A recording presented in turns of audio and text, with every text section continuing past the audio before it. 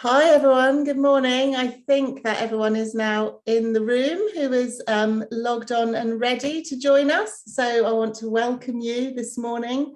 My name is Emma Markovich. I'm the Director of London Metropolitan Archives, and great to see you all at this event. Great to see so many boroughs represented too. I just wanted to say at the outset that we are being recorded, so just to be aware of that, so that we can make this recording available to others after the event, but also you can make use of the closed caption function at the bottom of the screen if you are struggling to hear anything. So just to welcome you today, what is it? What are we here for? It's just to really say something about the London Archives Partnership, which London Metropolitan Archives is hosting on behalf of today, this event. The partnership was formed in 2013 after the National Archives and the London Libraries decided to have a think about how we might be able to better exploit the potential of local authority archive services across London to work more closely together. And the vision that they came up with, which I'm just going to quickly read out to you because it says it better than I can, was to be a collaborative, creative and cost-effective approach to the management of London's local authority archive services, increasing access to the city's history, preserving its heritage and reflecting the changing character of London and Londoners. And that vision is something that all of us involved in archives on this call, working behind the scenes, working in archives across the boroughs, really understand and really want to help you understand today. So how can we do that? Well, we are here to launch this beautiful new publication, which is available in hard copy, but will also be a PDF. Why archives? Why now? And this is very much aimed at the decision makers. So it sets out exactly how different local authority archive services across London are contributing to the strategic agenda that I outlined just now, but more importantly, how it can really help you to further your own agendas and to really understand the potential that these services have got to offer. So I really hope that you'll enjoy these talks and that you'll listen to them in that spirit, and that then you will move on to want to talk to your archive service and understand the potential that it's got and the ways in which it really is supporting you at the moment, and it really is an asset. So to kick us off, we want to be quick today. We want to get done in an hour, so I won't talk anymore, but I would like to introduce Tamsin Bookie, who's the chair of the London Archives Partnership, who's going to tell you more about the publication and the talks you'll be hearing today. Thank you, Emma, and yes, welcome everybody. My name is Tamsin. I am the Heritage Manager for Tower Hamlets, and I have been involved with LAP for about 10 years and chair for the last year or so. And as Emma mentioned, we are here today to launch this publication, which we've been working on now for the last couple of years. You will shortly be receiving a PDF copy in your inbox or as a clickable link on the London Council's, taking you to the London Council's website. And there are also going to be hard copies available. We're aiming for it to get it under the noses of every sort of senior decision maker in London local authorities. The purpose of the publication and the event is to highlight examples of the ways in which archive services in London support council's strategic priorities and so benefit the lives of residents. The case studies are going to be more fully fleshed out in the document, but this event is going to be a sort of quick fire taster of some of the highlights. We've decided in the spirit of quickfire not to have a Q&A, but if you do have any burning questions, pop them in the chat, or ideally reach out to your local archivist. Each local authority has an archivist somewhere, and this event is designed to encourage you to reach out to them and have a chat to them. Before I move on, I want to thank London Councils and the National Archives on behalf of the partnership. We would not be where we are today without the support of Philippa and Georgie at TNA, Diana and Amin at London Councils, and Lawrence and indeed my predecessor, Jeff. Oh dear, sorry, the dogs have gone. Classic. Getting us to the point that we are today. A big shout out to colleagues there. So, where are we? There's perhaps a misconception that archives are an obscure leisure activity for the elderly doing a spot of family history. And while such people are a key audience, what we do and who we serve is actually far more far-reaching and perhaps compelling than we are able to communicate. As you listen to these presentations and read the document, I encourage you to look out for the ways in which what we archivists do is in alignment with the range of quality outcomes for a broad base of external audiences of all ages and backgrounds that councils are required to deliver, as well as the role we play supporting information governance and other internal efficiencies for council colleagues. Some of these outcomes and priorities are listed here.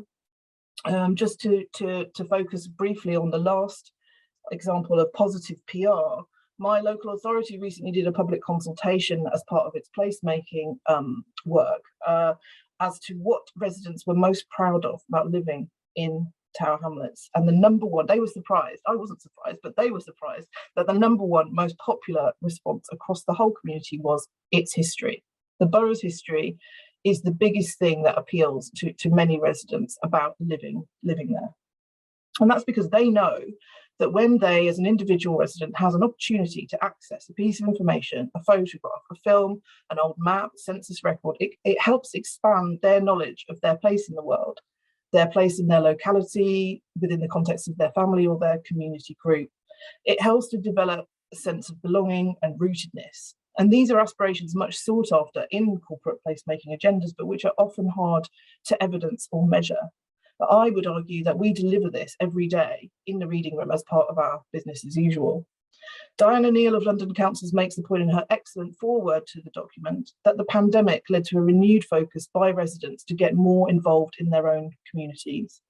The examples in the document and that are going to be presented shortly give examples of how archives can be used as a pivot in supporting positive relationships to be developed, not just by and for the individual, but also between residents of all ages. Here is a sneak peek of the contents, starring the iconic Harry Jacobs photography collection and the resident engaging with it at Lambeth Archives. There are many ways in which archives are used to connect residents with their past. For example, in workshops with young people as part of curriculum-based learning, informally through exhibitions and events, and also as prompts in classes for ESOL learners. This helps deepening their sense of place as well as supporting educational attainment. Intergenerational conversations or reminiscence sessions for older people make use of materials kept in archive services, and this is known to boost well-being and other soft health outcomes. It's particularly important to note that archive services are also busy capturing records of the contemporary borough, and it is indeed incumbent on us as archivists to ensure that the widest possible cross-section of local experiences are represented in our collections. And it goes without saying that this is core to the inclusion agenda and celebrating the rich diversity of our communities. We often don't have the resources or the capacity to shout about what we do, but we are all behind the scenes doing it. And that's why we produce this document and why we need your help. So here is the running order for the next 50 minutes. Colleagues from Haringey, Southwark and Hackney will share their examples of community engagement and outreach work. And in the middle, we're going to have a 5-minute film clip courtesy of London Screen Archives. But firstly, we're going to tackle everyone's favourite subject, digital. And for this, we are delighted to welcome a specialist in the form of Joe Pugh from the National Archives. The legislative basis for our work as archivists is that we are the official place of deposit for key records created by our parent authorities. Archives are therefore an essential part of the Council's information governance function, supporting records management and data protection work. But in order to make sure we are capturing recent history, we need to be on top of digital preservation. The vast majority of the records we need to capture these days are digital, yet the archive buildings and services we run were set up to manage paper records. There is an urgent risk of loss if archivists are not suitably equipped to tackle the digital preservation emergency. So over to you, Joe. Well, thanks very much, Tamsin. I mean, in a way, I echo everything Tamsin's just said, and we could almost sort of leave it at that. But I'm going to speak very briefly about some of the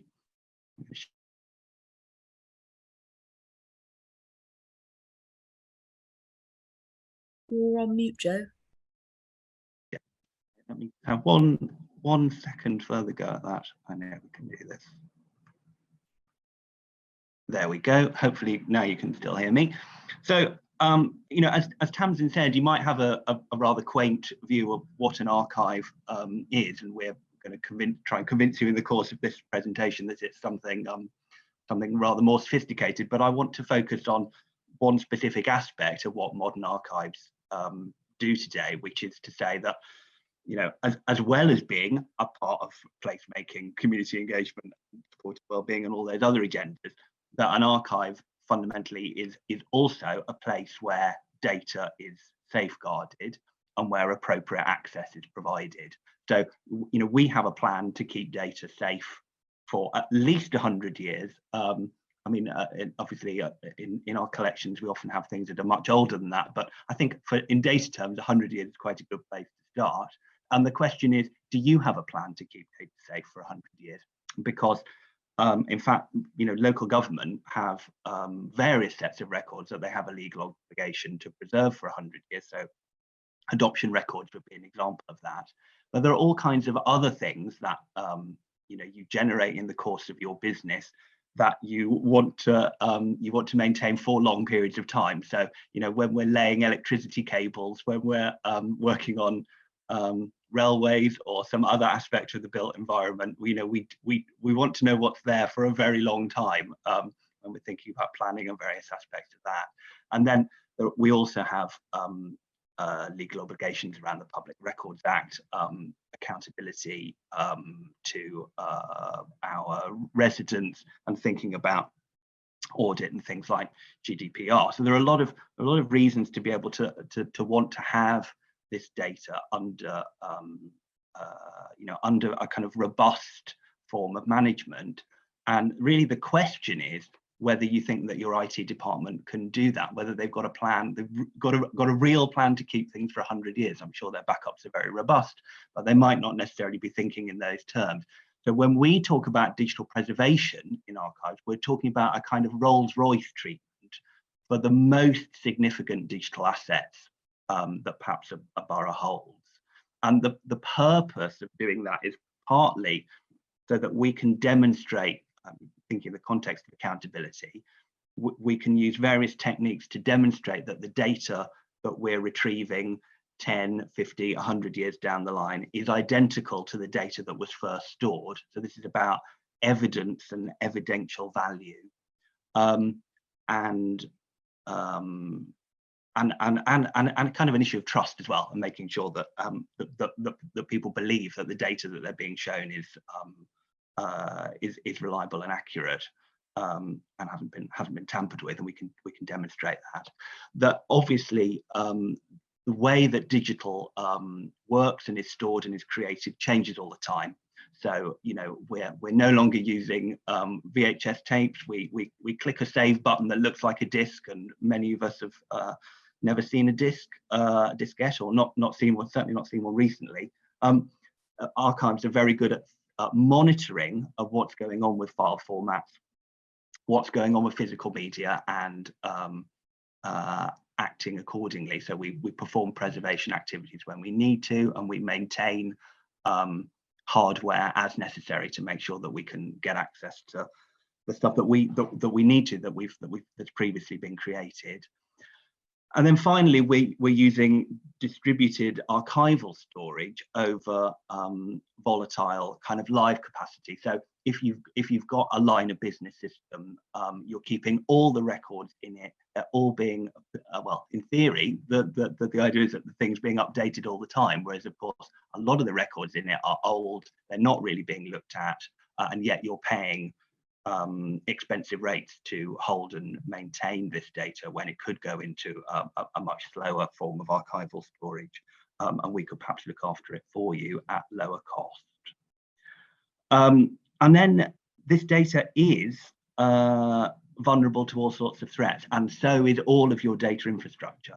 So, you know, we know that legacy systems, your oldest systems are a big drag on various aspects of your service provision. There's always the risk that you have a long-term vendor providing a service, suddenly they go bust, and what happens at that point, and how do you make sure that you've still got access to your data. Cyber attacks are a growing threat to every aspect of the economy and society, but particularly we see that in government and the third sector, areas that haven't really had to deal with this sort of thing before, that we can be services can be very vulnerable to these sorts of attacks. And then obviously information security, data protection breaches dog public sector organizations, and we know a lot about data protection in the archive setting. When the worst happens, and I say when because it probably is a matter of time, it's not really about if, it's very, very likely that at some point services, and I mean council services in their wider sense, will fall under some sort of assault. What's going to happen? Well, we'll have to, can't overpromise. So, your archivist is not going to magically protect you from cyber attack. But what we can do if we're following digital preservation best practice is try and help to ensure that the most critical data with a long-term need to survive does survive. And the thing about systems, I mean, it's absolutely devastating if you're if council's payment systems go down and people can't pay their council tax, but systems can be rebuilt and they can be stood up again generally quite quickly. Whereas when data's gone, it's gone, and there really isn't any getting it back. And the thing about these external data threats is they're not even as significant as the internal threats to data within your organization. By which I mean, quite a lot's happened over the last 20 years in local government, and actually quite a lot's happened in the last couple of years in local government, and your record keeping processes haven't necessarily kept up with all of those changes. And the result of that is really data loss now. So every time a system migration takes place, you're probably losing some data. When staff leave, there's a kind of knowledge transfer issue. You're probably losing some information about data, and to be able to understand the full context of data. Everybody's very keen on agile development now, I am too, but agile documentation can sometimes mean no documentation. And if we can't understand what's in a data set, then the data's value is significantly reduced. And then what I'm calling paper cuts in the context of this. So very often we create records, we've been creating records in a paper form for a very long period of time, and then the business process changes so that that work happens digitally, but the process by which the information is stored or transferred to an archive or looked after in any kind of managed way just stops at that point. So the transfer ends. Records that were being preserved are no longer being preserved for the most recent iterations because they're digital, and nobody's devised a new business process to take those in the same way as the paper record, even though they're performing the same function. And there's a really good, really clear case that they should probably be looked after in the same way. So, given that very clear and present and current, I was going to say risk of data loss, certainty of data loss. If we don't take action now, we really are planning to lose very large quantities of data that we really ought to hang on to. What should we do about that? And unsurprisingly, my suggestion is that you should support your archivists. So your archivists need support to form very effective partnerships with their IT colleagues and with other information colleagues within your organization, so that they can understand and protect your long-term key data assets, and that they can construct really robust digital pipelines so that material can be archived very straightforwardly and quickly at scale, so that these, for example, these long-term legacy systems that you have, we're archiving data that's not being used very often, and there's a clear need to hang on to for a long period of time. And it's not a situation where parts of the organization are nursing perhaps 3 different systems, and they've got some data in one and some data in another. We can do something a bit about that. But your archivists also need some time and space to make sure that they've got the software and skills needed for digital best practice. So at the National Archives, we've created a bunch of tools to help with that. We've got a bunch of resources that can help skill up colleagues as well, but they need the time to carry out the kind of necessary training and to do this work on top of the other activities that they've been traditionally carrying out, and to make sure that they can really form a key part of your organization's information ecosystem. So that's all I have to say about that. I'm going to stop sharing and I'm going to hand over to Julie Melrose, who's the Borough Archivist at Haringey Archive and Museum Service. And take it away, Julie. Thank you very much. Thanks, Joe. So I'm going to talk to you about building communities through community engagement. I'm just going to share my screen now. And there we go. Okay, so community engagement and outreach is something that we do a lot of in our day-to-day work. It brings benefit not only to the participants, but to the wider borough as a whole. So I'm quoting the National Archives, their community engagement website page here, when I say that archives help to build stable and prosperous communities with a strong sense of identity. They encourage well-being and they provide opportunities for people to learn, explore and interact. So to illustrate that statement, I'm going to talk about two projects that we've worked in Haringey over the past few years. But just to add that although these are specific projects to Haringey, they're very indicative of the type of work that all borough archives do in London and wider. And you'll see more examples of engagement programs in the brochure. So building a strong sense of identity, I'm going to look at Haringey Vanguard as an example. So this was an oral history and archive project which recorded the history of Black, Asian and minority ethnic LGBTQ+ community activism in Haringey during the 1970s to the 1990s. It was a joint project and it was managed by the London Metropolitan Archives and Haringey Archive and Museum Services.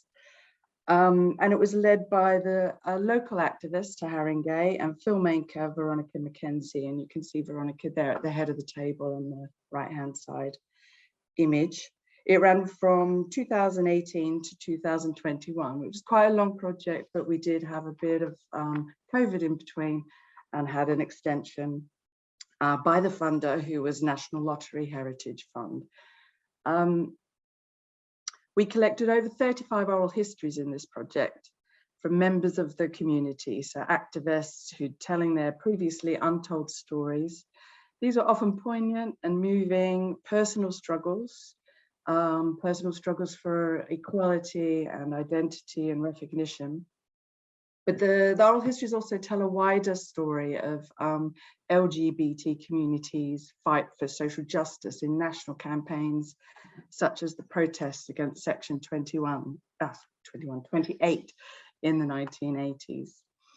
Alongside the oral histories, we also collected archive materials. So some of the archivists donated some amazing objects and articles and ephemera. And we brought that together with some records that we had already collected in the archives, but also some council records as well, such as the minutes from the lesbian and gay unit, which was quite a groundbreaking unit at the time. Again, we're talking sort of 80s, 90s.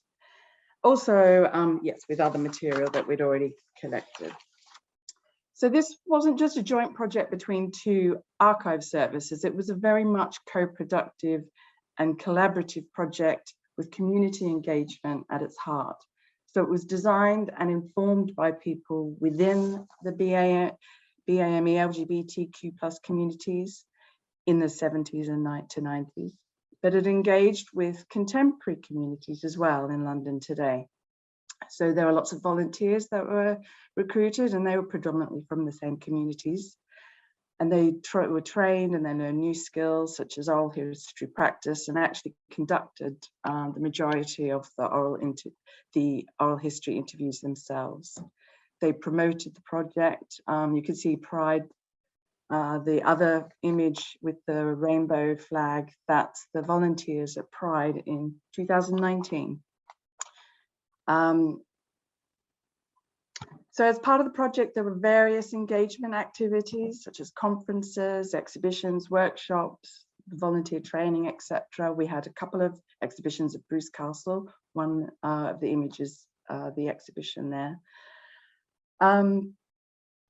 Also, now a year and a half later, we can sort of begin to think about the legacy of the project and the collections deposited with us at Haringey's archive service at Bruce Castle. It's our ongoing role to manage the archive and the oral history collection, to continue to make it accessible to the public, and to ensure its long-term preservation. Is actually still, people are still donating to the archive as we speak. So it's still very much organic and continuing to grow as well. It's one of our most popular collections that researchers access in our search room. And the bottom image there in the right-hand corner is our PhD student. She's been with us for probably the last 3 or 4 months, going through absolutely everything, every oral history, looking at female and lesbian spaces in London. So the variety of sort of uses for the collection is really quite inspiring as well. So these are a few examples of some of the wonderful items that we have in the collection: the flyers, banners, t-shirts, photographs, reports, academic studies, minutes, etc. Both the oral histories and the archives illustrate the protests and campaigns that the activists were part of. But they also, just as importantly, show us the community cohesion within their communities and the support that was shared between them. Finally, just getting back to the notion of identity, we can see from the younger volunteers learning from the older generations through their interviews, and the variety of researchers accessing the collection now, how people are learning about themselves and what is happening today through the lived experiences of those who were fighting some similar and some different struggles 30, 40, 50 years ago. So I'm going to end this part about Haringey Vanguard with a direct quote from someone who left a response at our exhibition last year. And this person said, "The exhibition has taught me a lot about LGBTQ+ and has made me feel comfortable with who I am. I love the representation of LGBTQIA+ and people of colour. I learned a lot of how our community got here." So I just think that's a nice way to sort of round that up.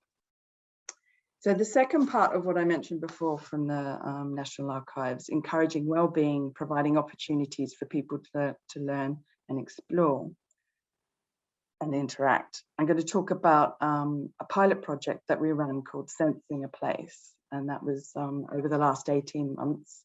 And it's providing a program of activities for people living with dementia and their carers.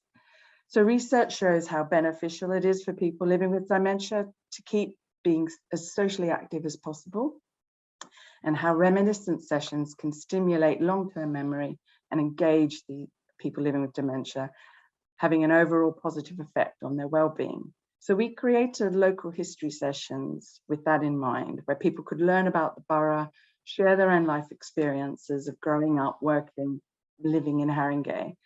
And we used our archive and museum collections to stimulate conversations and memories. We also were very much wanted to ensure that the carers were equally engaged and enjoyed the sessions, so designed the activities with them in mind too. It was funded by the NHS and Better Care Fund, and we connected with other council services, local care providers and community support groups to reach out to potential participants and their carers. So again, it was very much sort of tapping in other resources, other departments, etc. So you can see some images here of some of the sessions that we did with the participants. Excuse me. At the end of the sessions, we curated a multi-sensory exhibition showcasing some of the creative outputs from these sessions, along with material from the collections at Bruce Castle. And we invited the participants back for a morning get-together where they could meet new and old friends over morning tea. We closed the museum on that day, or on that morning, to the general public. So this allowed people to wander around the exhibitions, the permanent displays, in a safe and secure environment. These slides are all of the get-together that we had. Also, this project was really good for us at Bruce Castle Museum. So the staff, we all learned a lot ourselves, and we were informed and assisted by other council services whose expertise and works in supporting people living with dementia and their carers were much more well, they just had a lot more expertise than we did. So we learned a lot from them. And as a result of the pilot program, we're now bringing these sessions into our future general programming. And we're also working towards being certified as a dementia-friendly venue through the Mayor of London's Dementia-Friendly Venues Charter.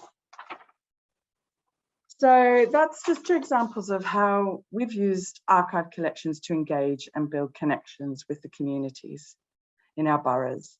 And as I said, you can find more examples of the engagement work here in our brochure. I'm now going to briefly, you'll be pleased to know, introduce a section about the London Screen Archives just before the film is run.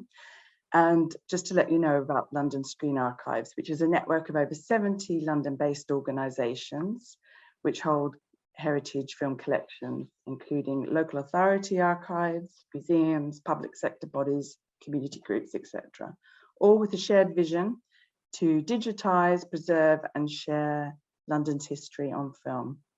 The network's managed by Film London and is funded by the National Lottery Fund, the British Film Institute and the National Archives. So the clip you're about to see is a film called 11. It was commissioned by the Museum of London to celebrate UEFA Euro 2020 championships. The clip uses historical footage from Newham, Redbridge, Waltham Forest, Southwark, Tower Hamlets, and we thank LSA for letting us use the clip and clearing it with all parties involved. Thank you, Tom. You can run the film.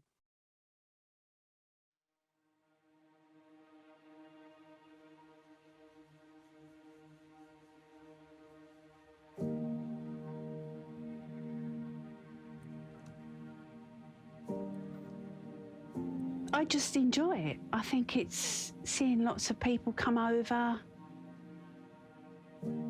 I've made so many friends, it's unbelievable.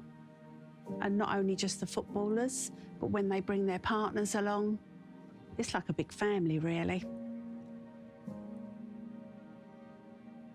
My name's Christine Walker and I'm a helper at Globe Rangers Football Club. My partner, Jed Walker, when we first started dating, I just turned up one day and started helping collecting the money, and it all just progressed from there. He's always over here, checks the place is okay. It's still always on the back of his mind. I've got to go over and do that. I've got to do this.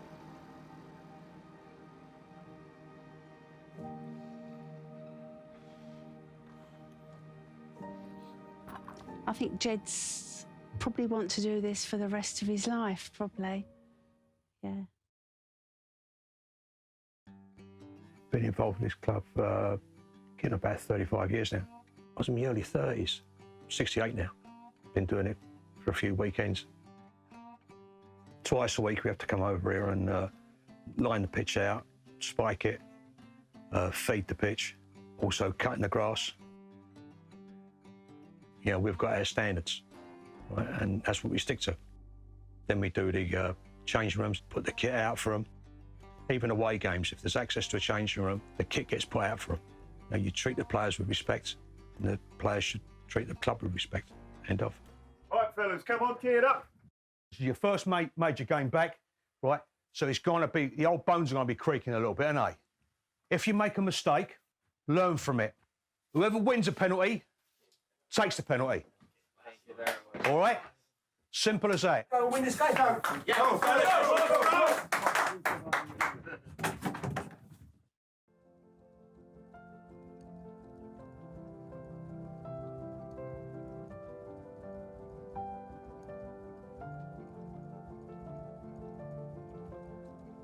I've always loved to watch football. And since little, I've always supported Leyton Orient and West Ham. That was the only thing that I knew. I couldn't support any other club. Back in those days, it was sitting watching the cup finals, and all the doors would be open, and you'd hear everybody cheering down the, in our turning. As for retiring, I can't see Jed ever retiring from here. I think he'd stay here if he could. But I don't know whether I can't answer for myself at the moment. I said I was going to retire at 60, but down the line, I'm still here.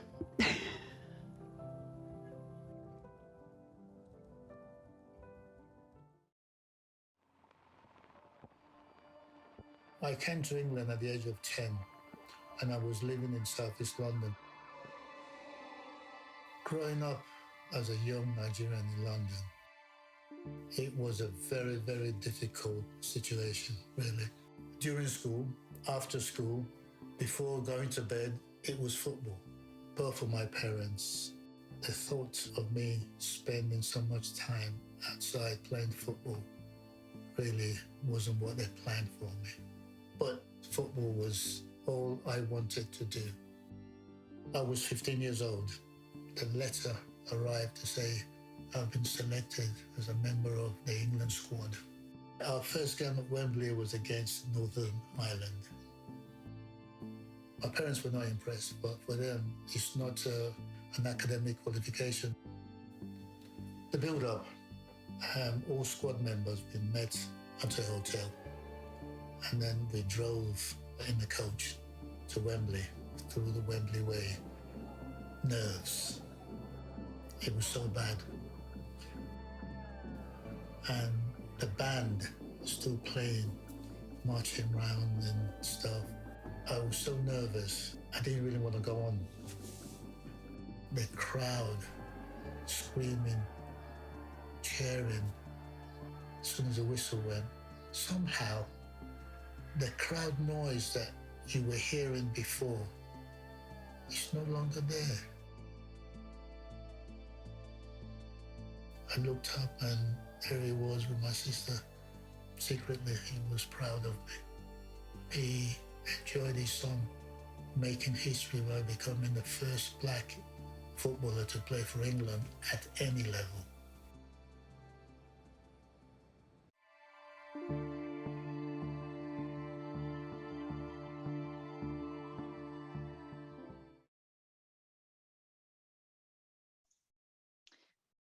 Which I think I'm up next. Good morning, everyone. I'm Patricia Dark. I'm the Borough Archivist at Southwark.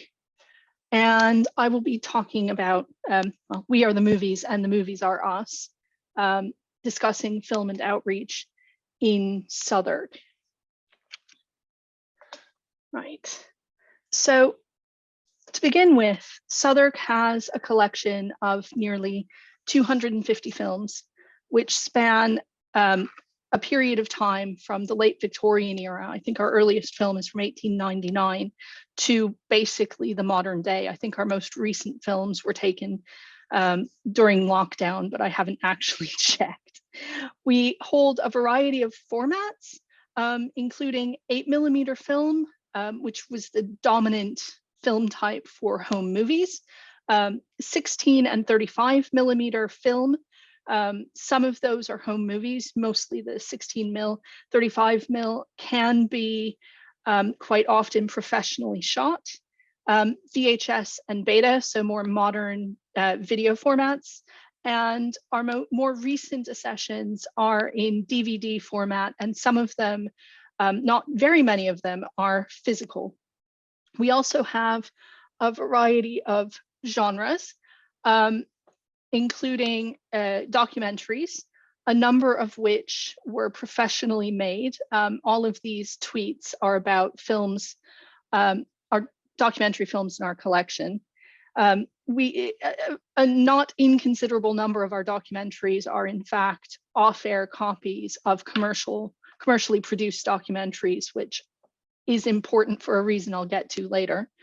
Public information films made by local authorities, either one of the predecessors. So on the top right, we have a collection of 4 or 5 films made by the Metropolitan Borough of Bermondsey in the early 20th century, a number of films made by the London Borough of Southwark from the 1960s and 1970s. Those are on the bottom, and also by the GLC, which is the top right on this slide.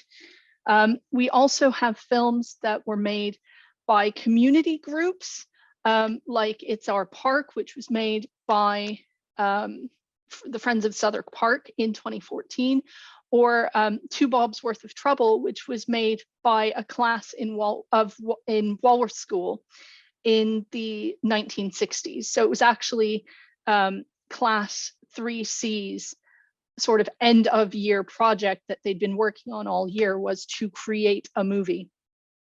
And finally, one of my favorites, we have a collection of home movies, including the most prominent of those is the Brandon Estate Cine Club film collection, which are the top left and bottom images here.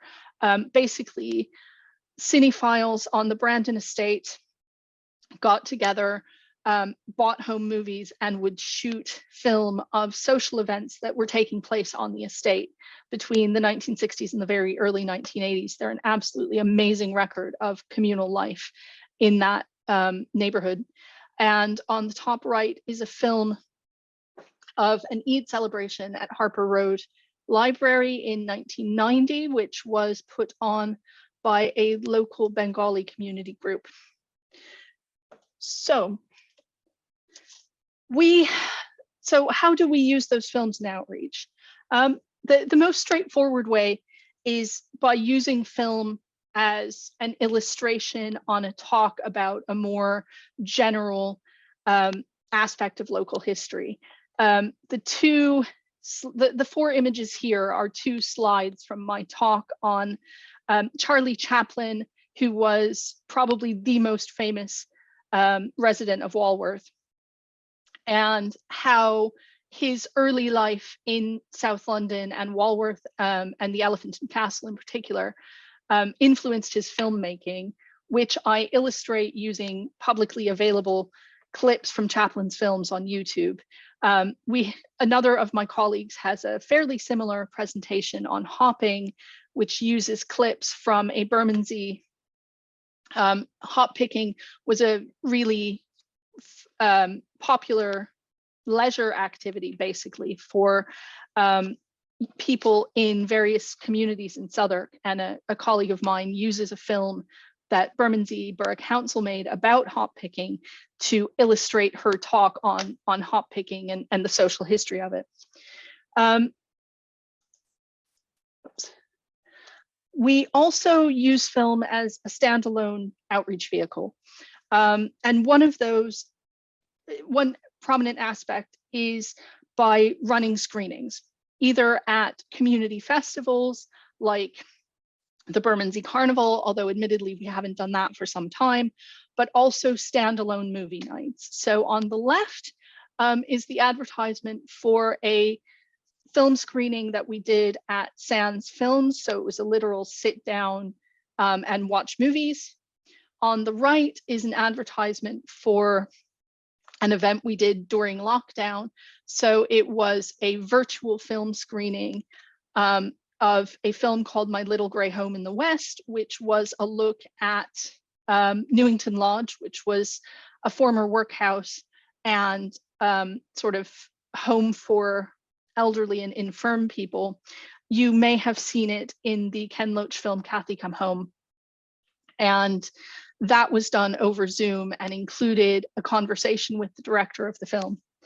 We also run online engagement via social media through Film of the Week or the month or the day. Pre-lockdown, we tended to run a film of the month that we would have playing in the search room. During lockdown, We highlighted one film that was available online as Film of the Week.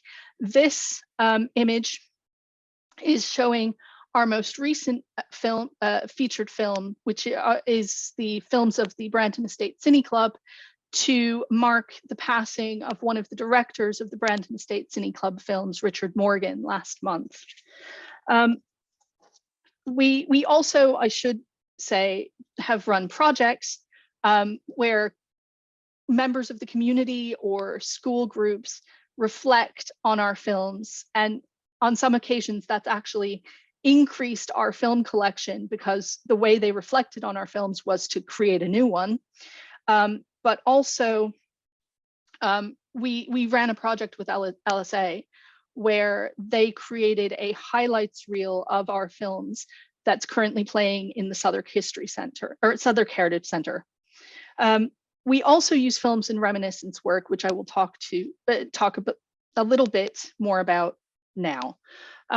So why film and why now? The American film critic Roger Ebert commented that we live in a box of space and time. Movies are windows in its walls. They allow us to enter other minds, not simply in the sense of identifying with the characters, but by seeing the world as another person sees it. Or, as my colleague Lisa Several, who's done a lot of work with our film collection, puts it, seeing is believing. Film is immersive and it's a visual medium, which means not just that it's a lot easier for a lot of people to grasp than, say, a 16th century parish ledger, because it's much easier for them to understand. There are fewer barriers to interacting with that information, but it also gives you a really visceral understanding of the changes in the built environment or a local community's social life, if you will, over time, but also gives you a very good idea of the continuity in both sort of society and the built environment over time. But one critical reason our film collection is important to us is because it captures communities that our collections don't necessarily otherwise reflect. That includes the recent past. Basically, from about 2000 onwards, our written records are quite sparse.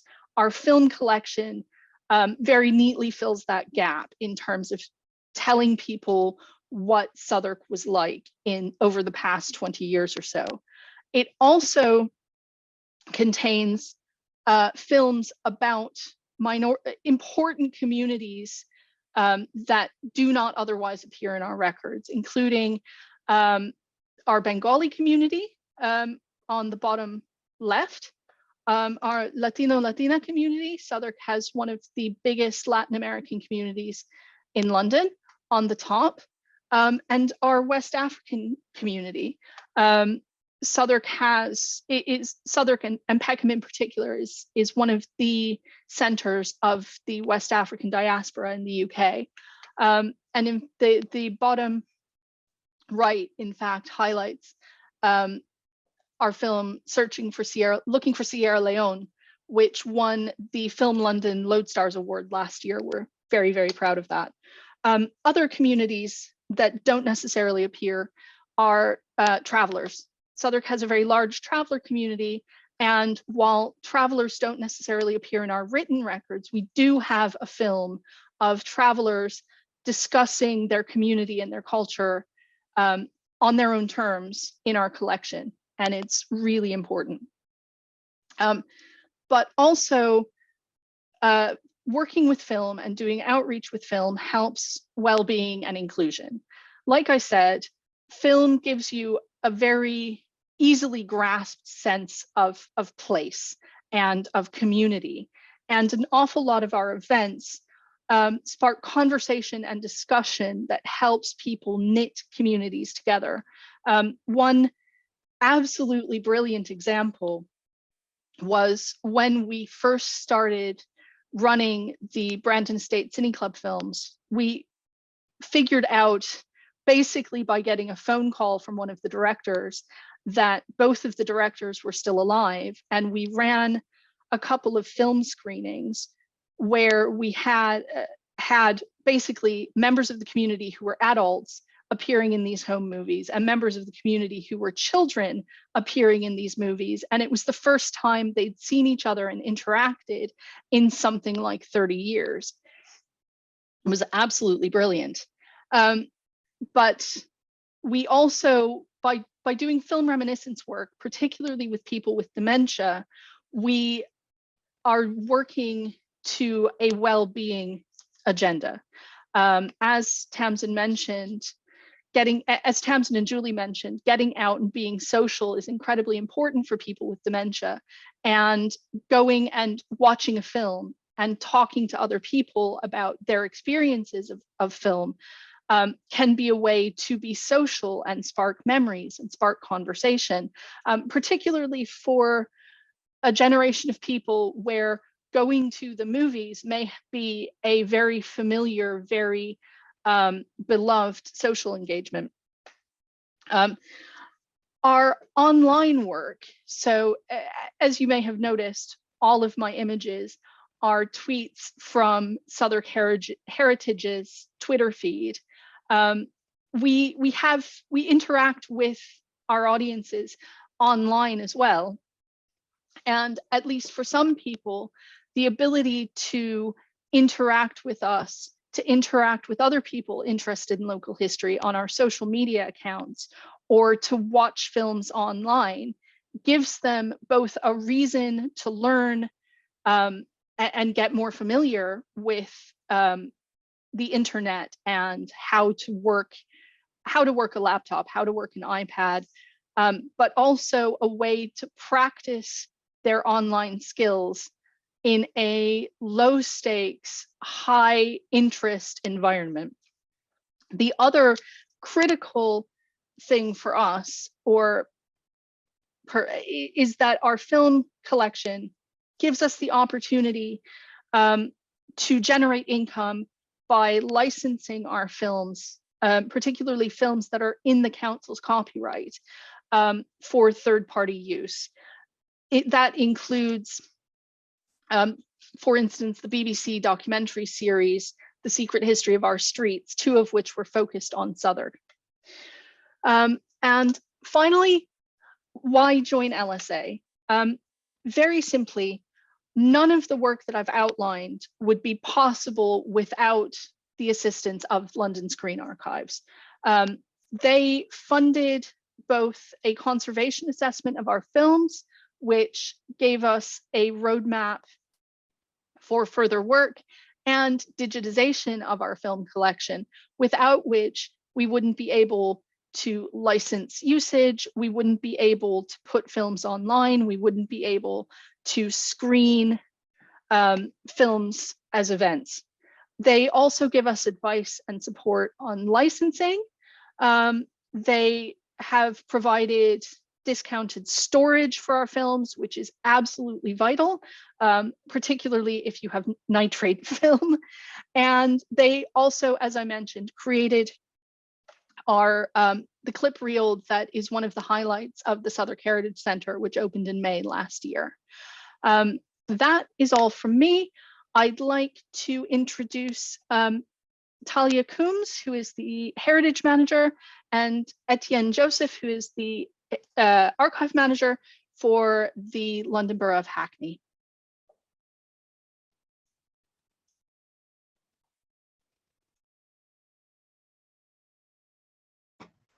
Hello, I'm just going to share my screen with you all. Hold on a second. Here we go. Right, so we're going to talk about inclusion, diversity and anti-racism. So these are terms that are shaping service delivery, and this presentation will evidence how your archive services, and you all have them, have the potential to contribute to policy through examples delivered at Hackney Archives. So heritage is what we as a family, community, borough or nation consider to be valuable, and therefore we pass on to the next generation, and it can manifest itself in many forms or be created. An archive service collects and makes accessible now and for the future evidence of activity of a person, organisation, business, charity, local authority, that is considered valuable for future generations to better understand their past, our present. Staff help select and preserve such records and make them accessible for research. By being an inclusive service and diverse in representation, we strive to ensure that different questions are being asked and understood of the past, as each different question offers a different version of the past. Contemporary society can be confusing and complex, but each aspect is a legacy of past decisions.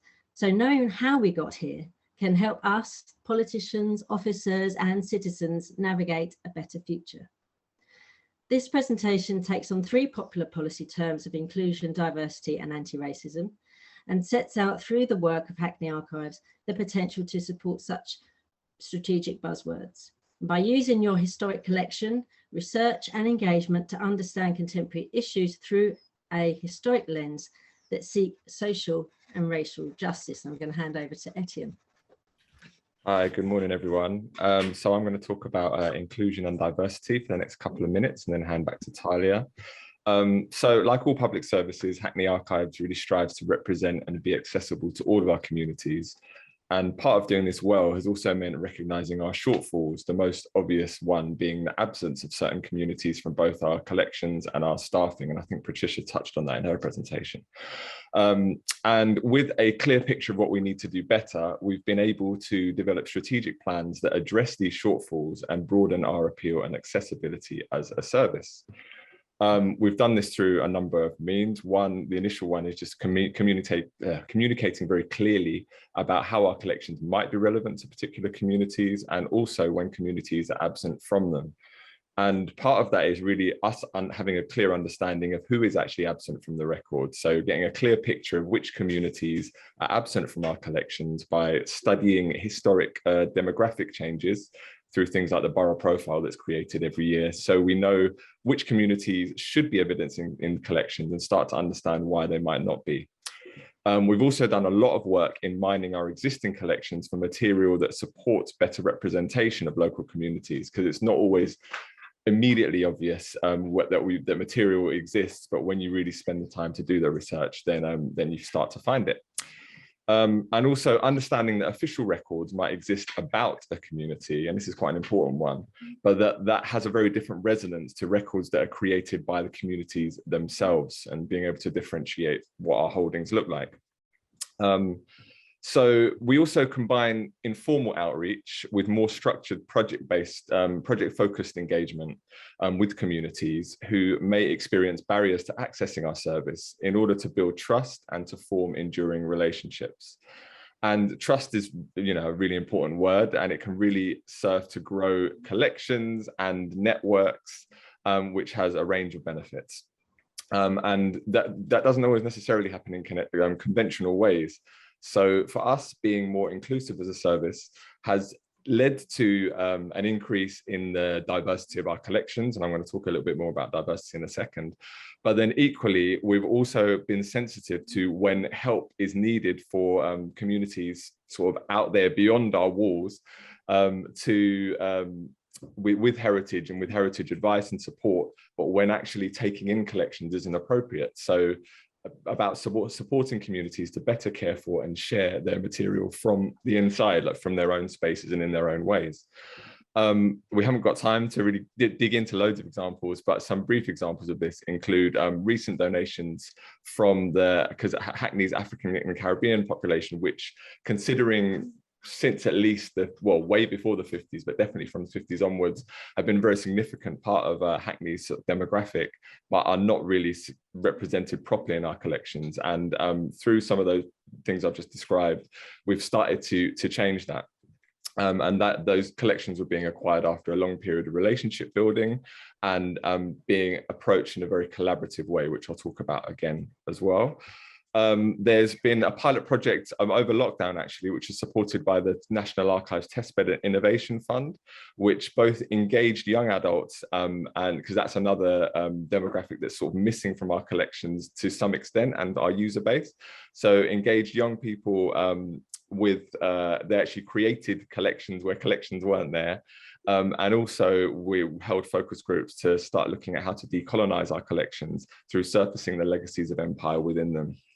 And there's some current work we're doing at the moment with a local Turkish Cypriot Cultural Association, which is the last example that I talked about, where we've been working more post-custodially. So rather than, they're not donating material to us, but we're supporting them to care for their own material where it sits within their actual community. We're not perfect, and there's a lot more to do. There's more communities to reach, but the conscious focus on inclusion within our service has really helped us deliver on political priorities, strengthen community relationships, and increase the depth and scope of our archive collections. So touching a little bit on diversity, I'm aware of the time, so I'm going to skate through it a little bit. I wanted to think a little bit about our staff, because diversity of staff is not always easy within a small team. We've only got 4 permanent staff. And so inclusive recruitment processes are really important. And within this, we've also found it necessary to really challenge traditional recruiting practices, like valuing academic professional education over lived skills and experience. And by doing that, we've been able to attract a more diverse range of candidates to our team. We can never hope to represent the diversity in our borough in a team of 4 people, but we can ensure that our team places diversification of our service and of our collections at the heart of what we do. So thinking beyond our core team, we've got a developmental volunteer program, which has really assisted in bringing diverse perspectives to bear on our service, and has also helped us to diversify the wider sector, as some of the people who have started maybe volunteering with us have gone on to paid roles in other London-based institutions. And we really pride ourselves on being a service that strives to offer opportunities for a diverse range of people to gain experience in working in heritage, including those that are underrepresented in the sector.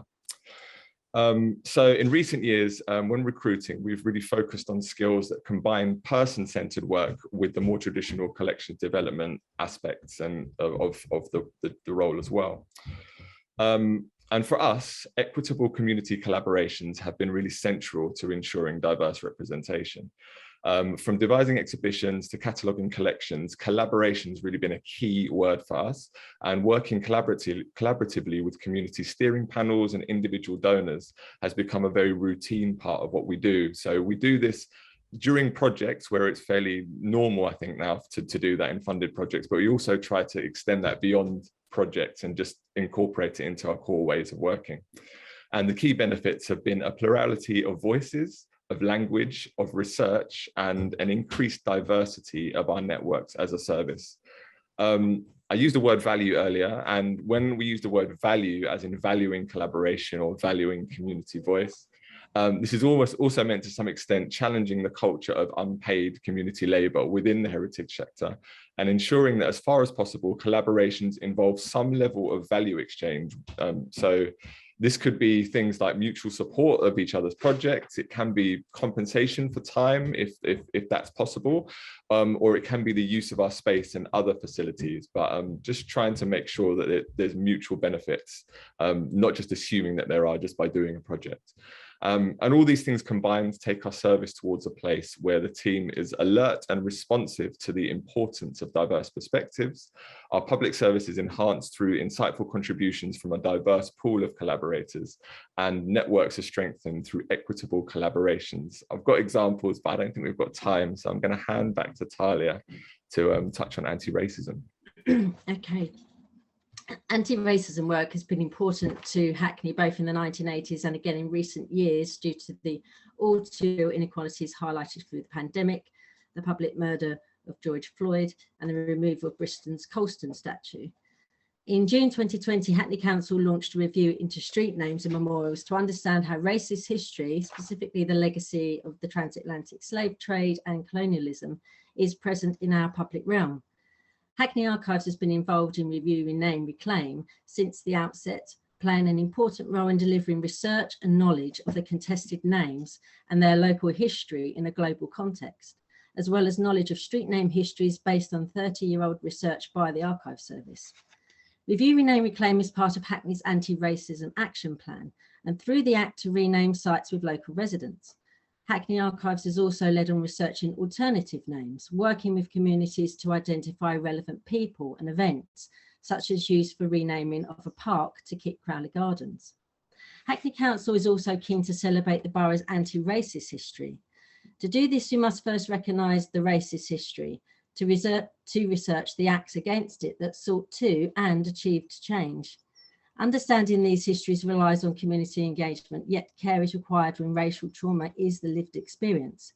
It is also important to consider such histories, how they are curated for public learning, and most importantly, achieve a sense of representation for those communities impacted. This is deep and complex work. Both research and community engagement require a commitment of time to process, to learn. Knowledge is not a quick win, but it is a treasure that can feed many for a long time. In terms of social justice, in the context of Review, Rename, Reclaim, this is an opportunity to seek racial justice through the act of removing the contested or racist name and replacing it with one which symbolises the community impacted by its legacy. In the case of in African enslavement, we're looking at African Caribbean communities and their representation. This was achieved with the naming of Kit Crowley Gardens. This model would also work if a name was contested as misogynistic or homophobic by renaming with either women's history or LGBTQI+ history to achieve a sense of social justice. So in summary, archives contain a wealth of information. Your archivists are there to help convert it into knowledge by supporting others to do research and even doing some themselves. So by understanding contemporary issues through an historic lens, policymakers and communities can work together to achieve the right change for them and your borough, ensuring a greater sense of belonging. Thank you.